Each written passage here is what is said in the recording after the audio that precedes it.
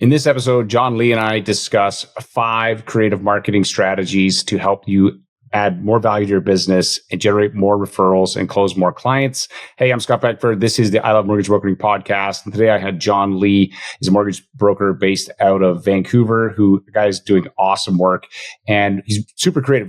What I love is that he takes some ideas and he just makes a slight adjustment to them, like a 1 or 2 degree adjustment, and it can make a big difference in the outcome. And so you're going to notice in this conversation some of the stuff that he does. For instance, he talks about how he adds in conversations with financial planners and accountants with his clients on the front end, how he uses this 8-week campaign for pre-approvals, how he's got a podcast to help him continue to expand his network, and his creative use of Christmas cards, which I absolutely love, as well as birthday messages. So I think you're going to enjoy this episode. Before we jump into it, I want to give a shout out to our title sponsor, Finmo. Finmo is a Canadian mortgage application, document collection, submission platform designed specifically for Canadian borrowers. It's very easy for borrowers to use. It's got cool features like Smart Docs. Smart Docs knows based on the app what documents the client's going to need, so then it can request them. And one of the things people don't realize when people are filling out mortgage applications, there's a lot of them that actually look the information up. So they have the documents there and they'll actually just upload them to you as they're filling out the app, which is fantastic. It's got smart submission notes, so it pulls key data from the application before you hit submit to the lender to make it easier. And it's connected to Lender Spotlight, which is the best tool for searching rates and guidelines. Check them out at lendesk.com/Finmo and check out this conversation with John. Hey, John, welcome to the show. Hey, Scott. I've been listening to your podcast ever since I started. I'm so honored to be here. Well, I'm excited to chat with you. We were chatting before we recorded, and I got lots of great topics that I want to jump into. But before we do that, maybe tell me a little bit about yourself and how you got into the mortgage biz. Yeah, before being a mortgage broker, I was a financial advisor at a bank. I switched to a property manager. Did that for a few years. I hated it. It was a thankless job. After becoming a property manager, I was thinking, okay, what can I do? I can't do this for the rest of my life. So I figured I do mortgages because that's kind of where I left off when I was working at a bank. So I went full time as a mortgage broker in 2018. It was a tough time during that time. It was because a stress test was implemented. Mm-hmm. And it was really challenging because everyone I talked to was like, oh, you missed the gold rush from like 2010 to 2017. That was like the good part. But yeah, I just came in very new, didn't know what a stress test was, just worked within that new environment and just had no plan B, is had to go out there and succeed to make sure I look after my wife and young daughter at that time. And after that, I did well and I started my own company, Arise Mortgage, after a couple of years. And when I started, it was purely just for tax purposes. I didn't want to pay that much tax. But eventually, I started growing a team. And my first member, it was actually one of your guests recently, Kevin Kim. Yeah, he was awesome on episode 573. Yep. Awesome guy. He talked about mortgages from an online community. Definitely check it out. And that's when we started one-to-one mentoring. And I offer that to those who want to join my team. So now today I have 7 brokers, 1 underwriter, 1 assistant, 1 marketer. And we cover many different languages from English, Cantonese, Korean, Japanese to and Mandarin. Right. Yeah. It's pretty cool what you got set up. Okay. So I got some questions about that. So you tell me about your first year. You'd said to me, I think you had done something like you did it part-time, 2017, and it was like 9 files and 4 million. How was 2018? Yeah. 2018 was, when I went all in as a full-time mortgage broker. And because it was a time where the stress test was implemented, many clients at that time, they all had to downgrade. So they were looking at a townhouse. Now it's 2 bedroom now 1 bedroom. And many of them were very frustrated. And many brokers, they didn't have an option, or didn't think of other options because they were so keen on going to A lending because that's what they're comfortable with. So I came in, I'm like, oh, well, these clients, they need more money. So I did more training in B lending and private lending. and I was able to create a niche to attract more clients, and I was able to uh, help clients to get the property that they want and need without downgrading. Right. And so you're in that first year. So what percent of your business would have been B business versus A in say 2018 compared to today? Yeah. So I would say 70 to 80% would be B and private. Um, but then now today, it's actually the opposite. Not my choice, because I do love doing alternative and private lending, but it's just the quality of leads. Like they have great income, great credit. You just So you found a market that is constantly sending you referrals and they're good quality. So then you just you make it work. Like you're not going to say no. Like most mortgage brokers are not going to be like, no, I don't want to do this. It's like, no, I'll still do it if it makes sense. Exactly. Yeah. And if I can put them into A lending, for sure, I'll do that. That's right. The best for them. One of the things that you had said to me as well is that you would, when you first got your mortgage license and you reached out to everybody in your network, but you didn't do it in a way that was salesy. Walk me through what you did there, because I think this is helpful for anybody who's maybe starting out and they're like, how do I tell people that I'm not a pro? And we laughed about the property manager thing because you're like, it was a terrible career, not something you enjoyed. And now being a mortgage broker is much better. But when you made that transition, had to start telling people what you're doing, what did that look like? You remember? Yeah. I remember trying to reach out a couple of ways. One would be through social media. I did a lot of tease posts to get people's attention. It was like, I got a new career coming up. I'm not going to tell you though.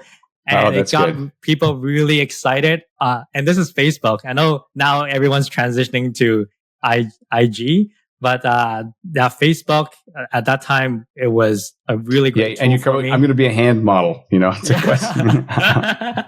But yeah, so I did that, and then I launched and I shared everyone on social media first. And what happened was people would like and comment. So, and then that actually created a list.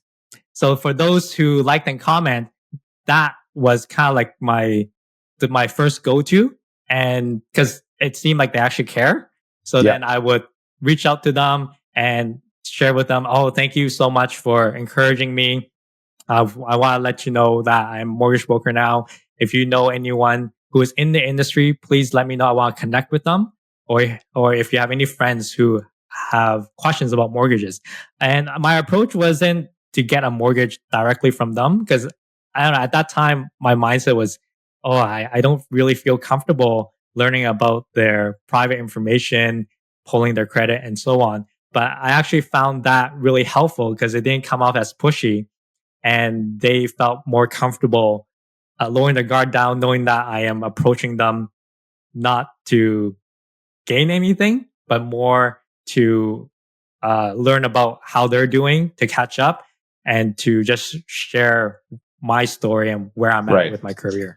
And so you'd basically, because it's pretty easy. If I haven't seen you in a while, we're chatting. So what are you up to, John? You're going to tell me, and then inevitably you're going to say, well, what are you doing? Well, I thought you don't say this. You say this in your head. I thought you'd never ask. And then you go into explaining him in the mortgage business, and then hopefully have some talking points that make it interesting.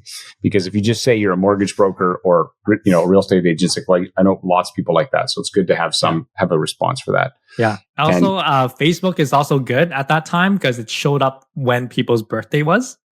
So they still do that. It's just that people have to have the settings to turn it on. Exactly. And at that time, I didn't have a list. So I used that as kind of, pretty much my list to right. So you did the mystery career posting. Hey, I've got a new career coming. And then people will because they will comment and they'll guess and whatever. Yeah. So it'll get some buzz going even before. I like that idea. Anybody listening to this, if you're getting licensed, do that. That's a brilliant idea. And for sure. I think it's fantastic. And then from there, you can then circle back to them. And the other thing you could do too, you had said that you just check in with them, but if you ask people for advice, you'll often get business. So I think you did some of this too. Hey, mortgage business going great. I'm not asking for anything, but I'm looking for a couple of good real estate partners. If you know anybody that's good. And now when you ask for advice, you get opportunities for business. Did you find that same thing? Yeah, that's exactly what I did. And it was an easier ask. I found that if I did really a direct approach, I'm like, can I do your mortgage? It's either yes or no. And most likely it's no. and then that's it. That's the end. I feel like I wasted a potential Conversation. So it's definitely an easier ask to do it indirectly. And I just gave them the benefit of the doubt that they know what a mortgage broker does and they know what I actually want Yeah. out of this. And yeah, it definitely helped with the conversation. Right. Okay. So also there's something you had done with like implementing a value add system for clients. Walk me through that. People that I'm curious what you're doing. So recently, it's just been super challenging, very competitive when it comes to rates. I haven't seen this before, even though I haven't really been in the industry for too long. But the spread between what brokers are offering versus what the branch is offering, it is quite big. And I think it's really easy for a broker to be like, oh no, this is so frustrating and just keep complaining about it. For me, instead of just complaining, I want to see how I can still compete because, the easiest way would be, oh, I'll just buy down the rate. For mortgage brokers, even if you buy down the rate and earn zero, you're still not even close to what the branch is offering during this time. So I remember what Warren Buffett says, like not the price that you pay, but the value. So it got me thinking about what value I can offer.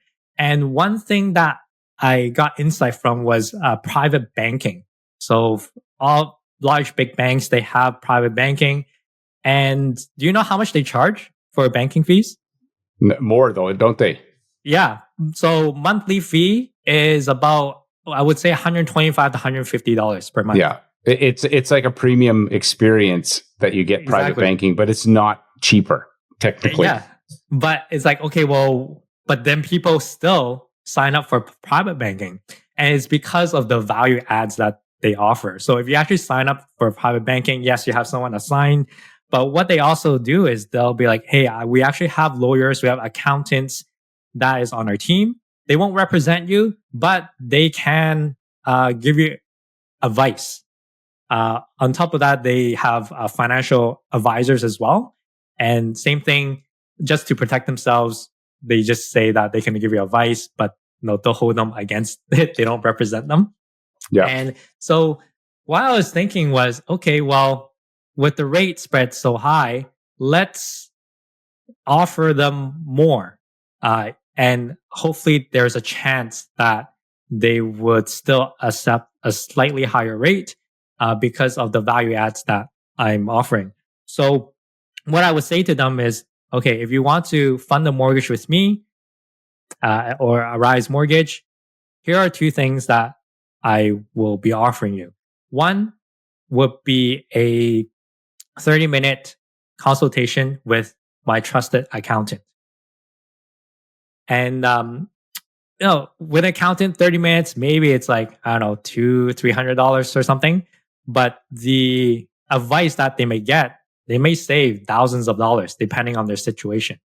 And another value add that I would give them if they fund with me is they would be set up with a CFP, financial planner, and they will connect with them and potentially be able to get a financial plan. Mm-hmm. This may not sound like that big of a deal, but I was chatting with other fee-based financial plan. And again, I want to ask you, guess how much they charge for these plans?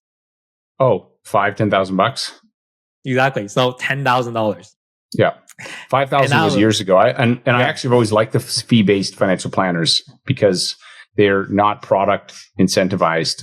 At least they shouldn't be, right? If they're paying a fee, it's like, hey, what would I do with your money? And so I think it's and people pay it all the time because like, as you've already alluded to, it's about value.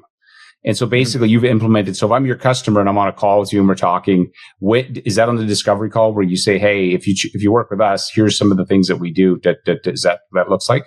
Yes, exactly. That's why I offer. And that helps with, I guess, just being competitive, even if they're talking to another mortgage broker.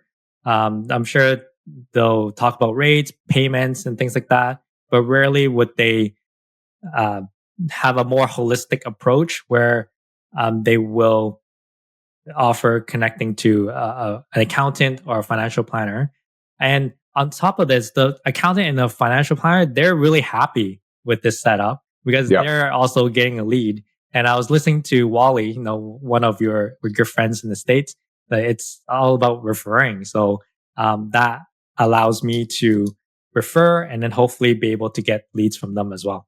Right. Not hopefully. If you set it up right, you can actually, you should get referrals back. So, okay. So this is interesting. You've started this approach of offering in these additional value add services. How many, if you don't mind me asking, how many referrals have you generated outbound using this so far? Is it pretty new still? It is still pretty new. So you're asking how many leads how many referrals have you, how many people have taken you up on that offer and say, great, I want to talk to your CFP or your accountant?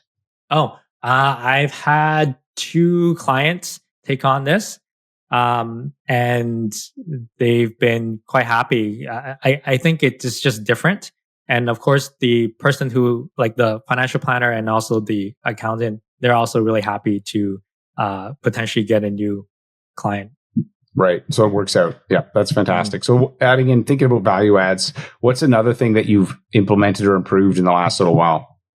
Yeah. So, and another thing is I find currently the market is slowing down a little bit. I'm located in BC, and I guess lots of people are waiting for rates to come down. It has come down, but they're like, oh, there's going to be more. And there's also a lot of inventory right now. So clients are just taking more time to find the perfect home. So what I would do is I would follow up. And before I'd be like, hey, have you found a place yet? Just checking in. That email. Just checking in. Just checking in. Are you still alive? Yeah. Yeah. How about now? And it can come across really annoying or pushy. Maybe it's just not a good experience because lots of clients will be like, "I'll tell you when I'm ready, and I'll email you." So what? Instead of having that approach, what I've implemented is just this automated email that was sent out to anyone who has done a consultation with me or they're pre-approved with me. And these are just emails that are really basic information that probably all mortgage brokers would give out, such as what's the difference between a notary and a solicitor, or how to plan for your deposit and your down payment. Lots of these information online, and brokers do it as content marketing. But lots of times we would like set this up online thinking, oh, people have heard of this already. But when they're actually in the process, this is actually the time they truly care. And this is when I would send those out. So it acts as 2 things. One, value add, giving them really useful information that they can actually use within 4 to 6 months, but also remind them that I'm still here. They get an email from me, and it's just another nudge where it's like, right. And again, you're going back to, you already talked about this, but value. So you add value in that discovery call by talking about your professionals. You add value to them, to professionals, by generating referrals. And then you're adding value in the loan process by educating them on stuff that we answer every day. One of the easiest places, if you're trying to create this content, you got 8 different weeks, you said you have emails you send out, is just go look in your sent folder. Your sent folder is, you've probably already done this. Like, you've already sent these to clients where they asked a question, what's this? And then one day you're just happy, you're on fire and you wrote a great email. Just take that and make it your template. Right? Yeah, you don't have to go and start from scratch. Another good place is just ChatGPT. Yeah, that's true. That really helps as well. And just easily just copy and paste and just tweak it a little bit. And there you go. That's one email. I have 8. I have 8 because I can either send it, maybe once a week, or if I do once every 2 weeks, then that will bring me to 16 weeks. Yeah, 16 weeks. So right. That's probably almost like the process of pre-approval. So tell me about the other thing that you started, your is your podcast? Walk me through what your thinking is with the plan and stuff is with that. Yeah, so that's actually launching next week, in mid-August, and it's going to be focusing on Asian Canadians. I've been trying to figure out what's a good niche, and I just figured, you know what, best place is just look in the mirror and look at all my contacts, and many Right. of them are Asian Canadians. They um, I connected with them really well. And in the podcast, I'm going to be talking about, you know, mortgages, obviously, real estate, and finances. And why I want to start this podcast is because when I reach out to other business professionals, I need a good value add or a good excuse to reach out to them. Lots of times it's just like, oh, hi, how's it going? And it's Yeah. like, why are you calling? Right. But Right. if I approach them, it's like, I'm actually starting a podcast. Want to invite you as a guest. I want to collaborate with you to see how we can um, grow and have content marketing together. I think this will help you grow your online presence. Is this something that you'll be interested in? Right. I would say most of the time, almost all the time, they would say yes. It's easy to get in front of people if you have a content marketing platform, because they also most time they want to get the word out for them. Yeah. And I also like that you've created a niche around it, Asian Canadians. And the thing, as you know, we chatted about this, was you want to make sure that you figure out a way to create lists, email lists, because people will listen to podcasts and then they'll get, especially when you're not going to have a lot of content for them to consume. So then they're going to listen, and then how are they going to know to come back? You've got to get them on an email list so that you can keep putting it in front of them. And also, but you already know this stuff, but, okay, that's good. So basically you got the value add system for clients. You bring in the financial partners in that initial conversation. You got value add during, you've got marketing piece that has value add with your podcast. It also lets you expand your network. And you had also talked to me before about this Christmas card thing you're doing, which I think is pretty clever. I mean, it's so simple, but I just like the simplicity and uniqueness of it. Can you tell me about what you're doing there? Yeah. So I love sending Christmas cards. I think it's something that people, I guess in this day and age, people may not do as much anymore. But I receive Christmas cards and I love them. And they're from people who aren't they're not business for self. They're just happy families. They just want to wish people Merry Christmas. And they will send these really nice, beautiful Christmas cards.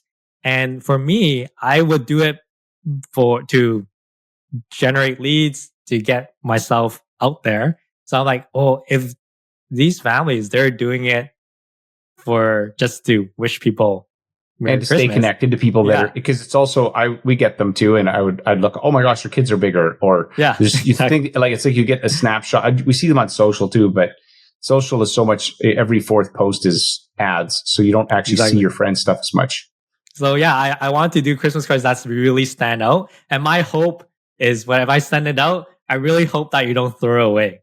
So in order for me to do that,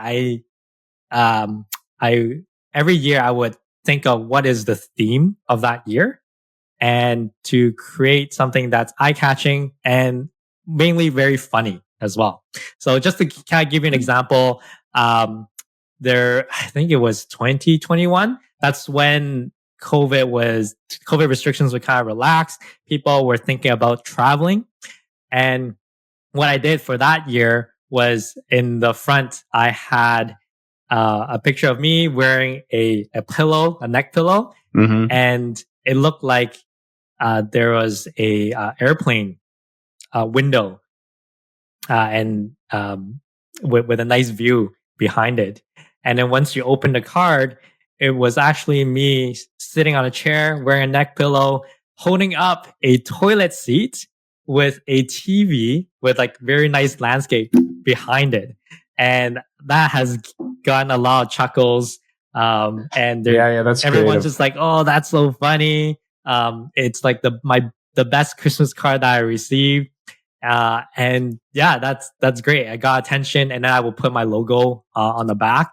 And that also allows me to and get you personalize exposure. them too. It's not just like stamped cards. And so how many are you sending out a year right now? You told me. I was actually, it's not an insignificant number. No, it's about, I would say 600 cards now. Yeah.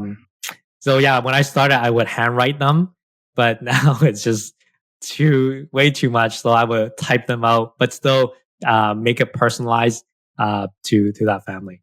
Right. I think that's creative. And so then you did that. What was some other creative ideas that you did in previous years? Yeah. So I think another one would be, I'm still doing it now. So before I would send happy birthday wishes, and I would actually record a video of me, to wish them happy birthday.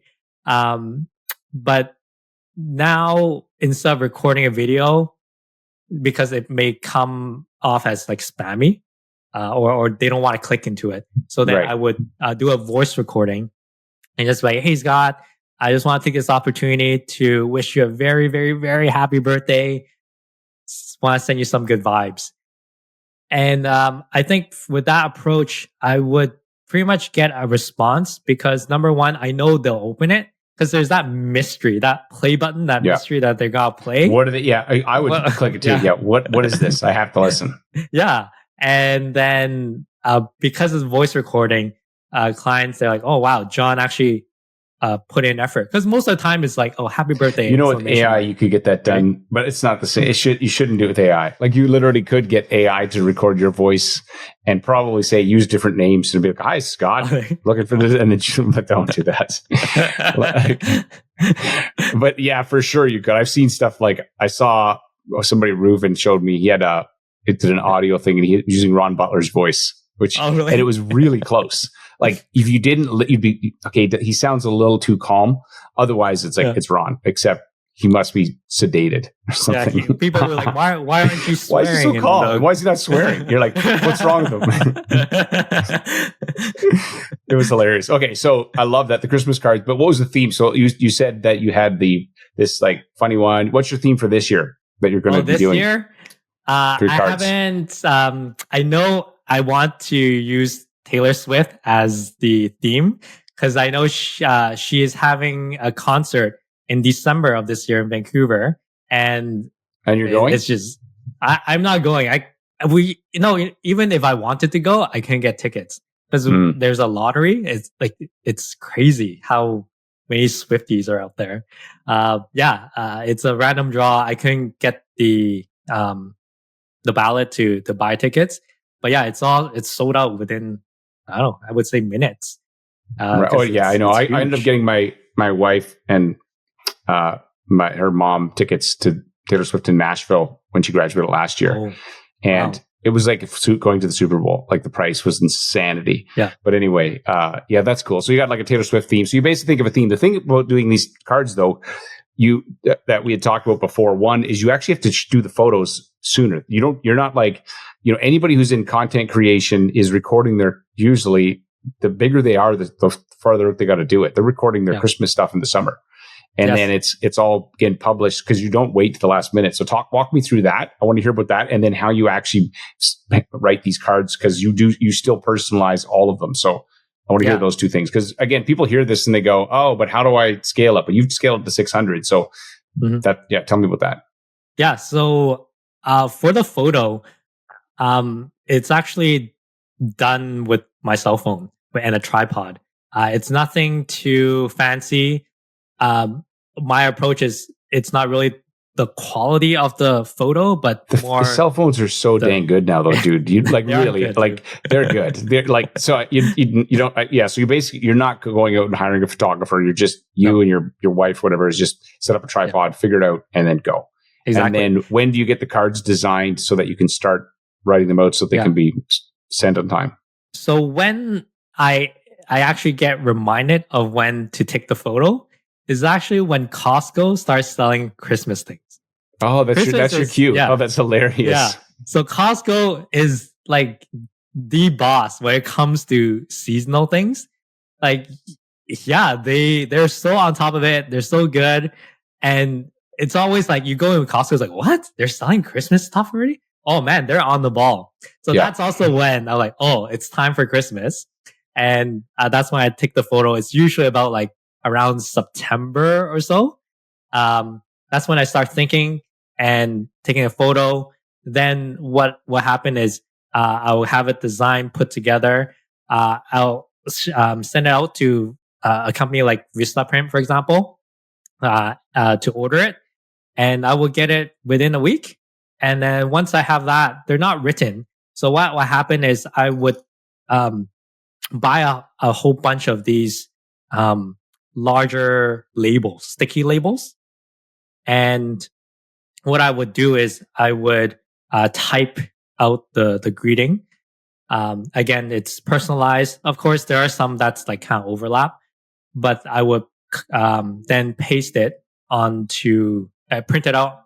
Right. So you type it into the label maker software and then print out them and then put them on the cards. And post on the card. Yeah. And go. Right. So then some of it's copy and paste, some of it's like happy Christmas or whatever. And then, but you may put in, hey, congrats on your new kid this year, or something that, personalized, and then they get these personalized cards at scale. Yeah. It just takes one or two sentences, and that just makes all the difference. Right. And you just fit those in around before they have to all be sent out. Okay. I think that's brilliant. So let me ask you this. Okay. So there's so much value in this conversation. So the value add system for your clients by bringing in professionals.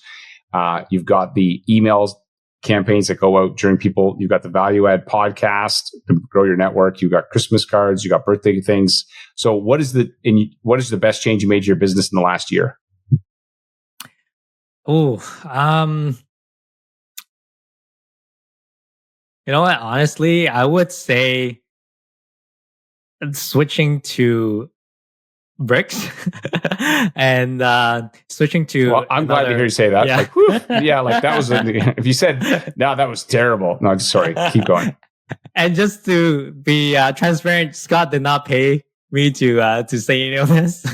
No, but I do want one of your Christmas cards, so that maybe we can make a trade there. You put me in your Christmas card list.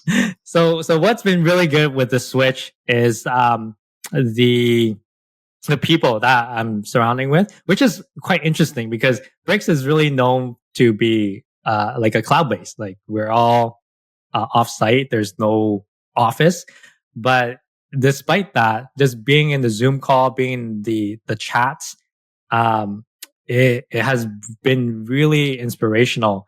I really feel like the people who I'm surrounding with, they're a lot of go-getters. They're all about collaborating and really helping each other out.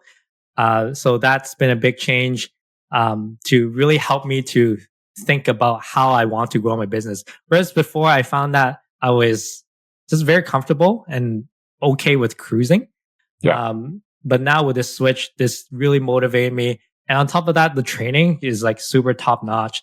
So even though I've been in the business for quite a few years, before I rarely went to training, now I'm actually going training and getting a lot out of it. And more importantly, I love what Bruce Lee says. It's not just the knowledge. It's about executing and putting into practice. So that's what I'm trying to do this year. Yeah, that's really good. So where can people find you online if they're looking for you?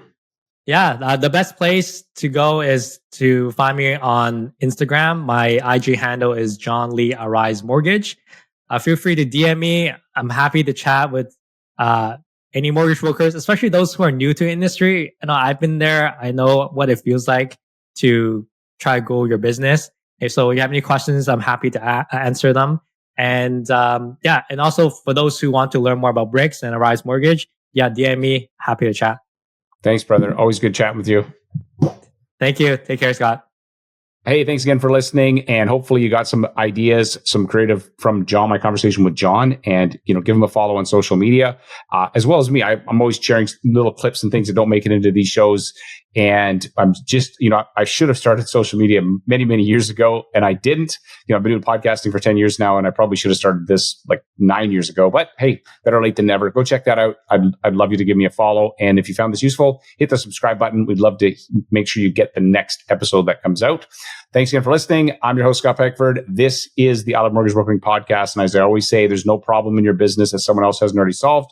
Your problem is who's got the answer. Hopefully this podcast gives you some of those answers. I will see you on the next episode.